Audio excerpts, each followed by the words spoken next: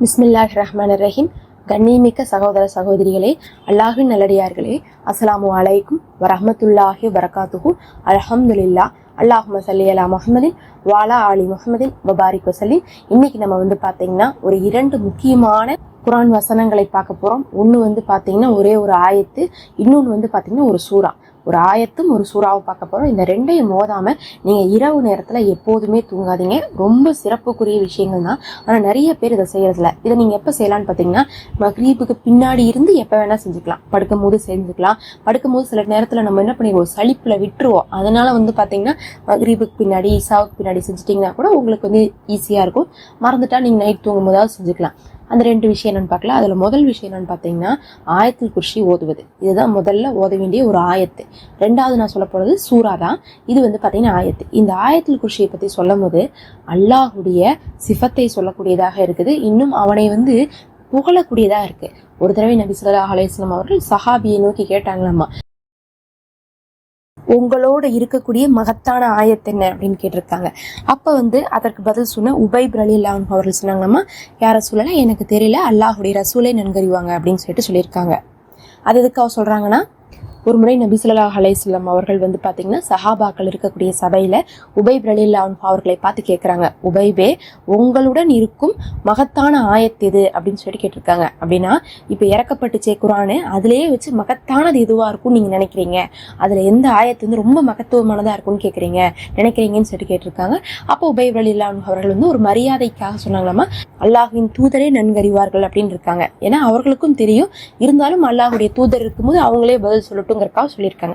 அப்ப மறுபடியும் நபி ஸல்லல்லாஹு அலைஹி வஸல்லம் அவர்கள் கேட்டிருக்காங்க அதே கேள்வியை.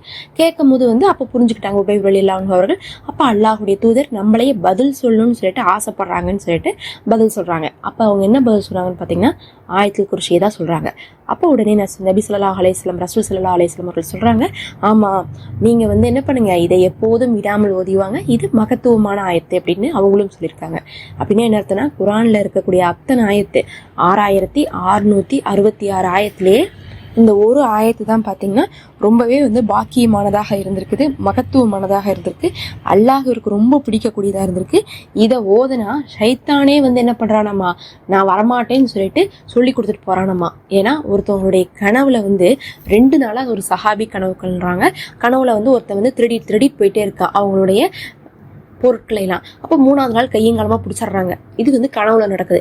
யார் நீ, ஏன் நீ திருடிட்டு போற அப்படின்னு சொல்லும் போது, நீங்க கத்தி என்ன பண்ணிடாதீங்க, ஊரை கூட்டிடாதீங்க, நான் உங்களுக்கு ஒரு விஷயத்த சொல்லி கொடுக்குறேன் அப்படின்னு அவன் என்ன பண்றான், அந்த திருடனை அவன் திருடிட்டு போனதுக்கு பரிகாரமா ஒன்று சொல்லி கொடுத்துட்டு போறான்.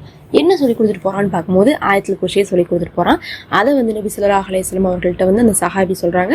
அப்ப நபி ஸல்லல்லாஹு அலைஹி வஸல்லம் அவர்கள் சொல்றாங்க, இதை ஓதனா ஷைத்தான் வரமாட்டான் அப்படிங்கறதை ஷைத்தானே சொல்லி கொடுத்துட்டு போயிருக்கான் அப்படின்னு சொல்றாங்க. சுப்ஹானல்லாஹ். அந்த அளவுக்கு சிறப்பான ஆயத்து தான் ஆயத்துல் குர்சி. அதை ஓதுங்க, ஷைத்தான் உங்களை அண்டமாட்டான். இன்னும் அது மகத்துவமான ஆயத்து. இன்னும் அதை கொண்டு உங்களுக்கு என்ன கிடைக்கும், சொர்க்கம் கிடைக்கும்னு சொல்லப்பட்டுள்ளது. யார் ஒருவர் ஃபரல் தொழுகையை முடித்தவுடன் ஆயத்துல் குர்சி ஓதுறாங்களோ அவங்க வளமையா ஓதிட்டு வந்தா மரணித்த உடனே அவங்க சொர்க்கத்துக்கு போவாங்க. மாஷா அல்லாஹ், அல்லாஹ் அந்த பாக்கியத்தை கொடுக்கணும். இது முதல் ஆயத்து. ரெண்டாவது பாத்தீங்கன்னா அதுதான் சூரா தபாரக். தபாரக் அல்லதி அப்படின்னு ஆரம்பிக்கக்கூடிய முல்க் சூரா. முல்க் சூரான்னு சொன்னா நிறைய பேருக்கு தெரியும், தபாரக் சூரான்னு சொன்னா நிறைய பேருக்கு தெரியும். அதனால நம்ம சொல்றோம், ரெண்டுமே பாத்தீங்கன்னா ஒரே சூறா தான். 30 வசனம் தான் இருக்கும். ஆனா நபி அவர்கள் சொன்னாங்க, யார் இரவு நேரத்துல அதை ஓதுகிறார்களோ அது அவர்களுக்காக கபூர்ல மன்றாடுகிறது, அல்லாஹ்விடத்துல வேதனை வராம பாத்துக்குதுன்னு சொன்னாங்க. சுப்ஹானல்லாஹ்.